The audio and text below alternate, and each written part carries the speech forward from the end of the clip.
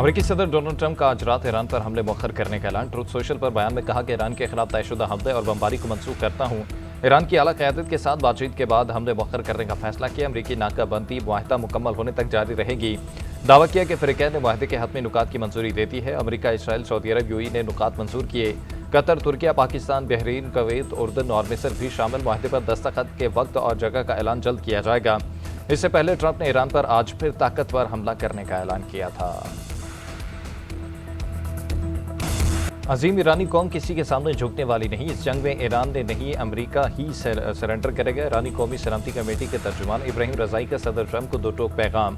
Social media पर बयान में कहा कि सदर ट्रंप के पास हथियार डालने के सिवा कोई रास्ता नहीं। उधर अब्बास अराग़ची ने ईरान पर अमेरिका के हालिया हमले आलमी कवानीन की खुली खिलाफवर्जी करार दे दिया। यूरोपीय यूनियन खारजा पॉलिसी की चीफ काया कल्लास से टेलीफोनिक गुफ्तगू में कहा कि अमरीकी हमलों ने जंग बंदी को बेअसर कर दिया। दूसरी जानिब नायब वज़ीर खारजा कासिम गरीबाबादी का कहना है कि अमरीकी हमलों ने जुज़वी जंग बंदी को खत्म कर दिया। अब तेहरान और वाशिंगटन मुज़ाकरात बेमानी और गैर मुअस्सर होकर रह गए हैं। बजट में क्या महंगा होगा और क्या सस्ता, तनख्वाह बढ़ेगी और किस चीज़ पर कितना टैक्स लगेगा। आइंदा माली साल का 17,100 अरब रुपए का वफाकी बजट आज पेश किया जाएगा। वज़ीर ख़जाना मोहम्मद औरंगज़ेब दोपहर 3 बजे कौमी असम्बली और शाम 5 बजे सेनेट में पेश करेंगे। गाड़ियाँ, सिगरेट, चीनी, घी, कुकिंग ऑयल, खुश्क दूध समेत कई अशिया मज़ीद महंगी होने का इम्कान। मेकअप की दरामदी अशिया पर टैक्स कम किए जाने का इम्कान। दरामदी इलेक्ट्रिक गाड़ियों पर सेल्स टैक्स की शरह 25% तक बढ़ाने। रिवायती ईंधन से चलने वाली गाड़ियों पर कार्बन लेवी आयद करने की तजवीज़। बजट में कर्जों पर सूद के लिए 7,824 अरब रखने की तजवीज़। दिफाई शोबे के लिए तकरीबन 3,000 अरब रुपए रखे जाने पर गौर। वफाकी PSDP का हजम 1,000 अरब रुपए मुकर्रर। आइंदा माली साल का तिजारती खसारा 37 अरब डॉलर से ज़ायद रहने का खदशा। बरामदात का हदफ 32.8 अरब डॉलर मुकर्रर, जबकि दरामदात का तखमीना 70 अरब डॉलर लगाया गया है। बजट में चारों सूबों के तरक्याती मनसूबों के लिए 2,218 अरब रुपए रखे गए हैं। वफाकी काबीना का इजलास आज दोपहर 2:30 बजे तलब। पार्लियामेंट हाउस में वज़ीर आज़म की ज़ेर सदारत इजलास में नए वफाकी बजट की मंजूरी दी जाएगी।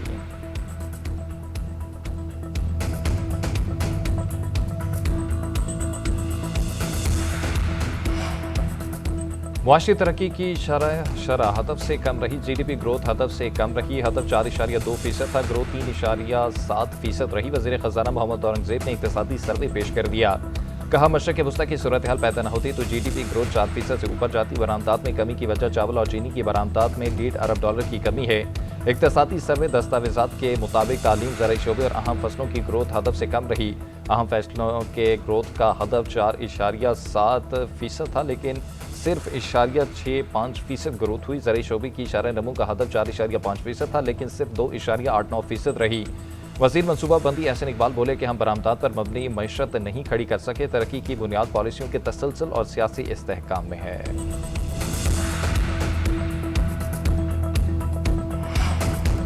बानी PTI से मुलाकात न कराएंगे तो बजट इजलास का बायकॉट करेंगे। चेयरमैन पाकिस्तान तहरीक इंसाफ बैरिस्टर गौहर ने अपना फैसला सुना दिया। कौमी असम्बली इजलास से खिताब में कहा कि अदालती अहकामात के बावजूद 34 हफ्ते से मुलाकात नहीं कराएंगे। स्पीकर कौमी असम्बली इससे मुतालिक रूलिंग जारी करें। स्पीकर एयाज सादिक ने कहा कि अगर बानी सेवान के रुकन होते तो प्रोडक्शन ऑर्डर जारी कर देते। 3 बार हुकूमत और अपोजिशन को एक मेज़ पर बिठाया, मगर आप लोग नहीं आते। बानी PTI से मुलाकात न कराने पर तहरीक इंसाफ ने एहतजाजन एवान से वॉकआउट किया।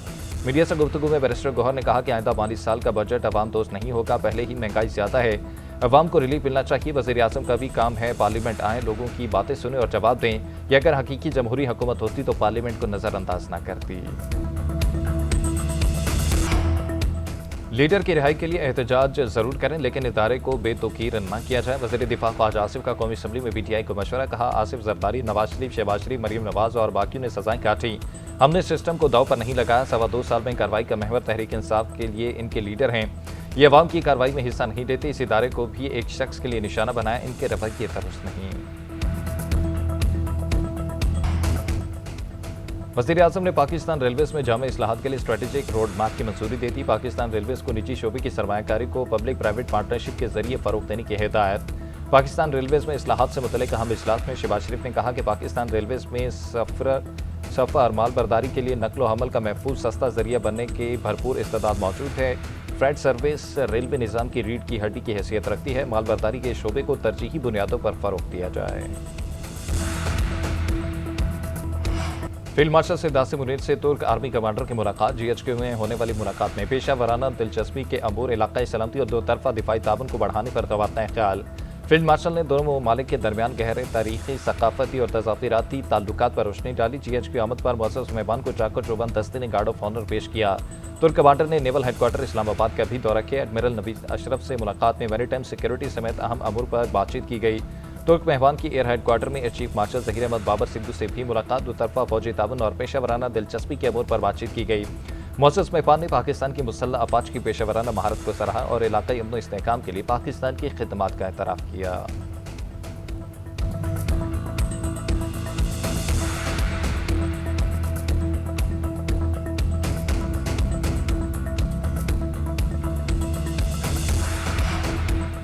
और चीन में तैयार होने वाली पाक बहरिया की पहली हंगूर क्लास आबदोज कराची पहुंच गई। आबदोज बहरी कुव्वत, दिफाई खुद-एतमादी और जदीद अस्करी सलाहियतों की नई अलामत है।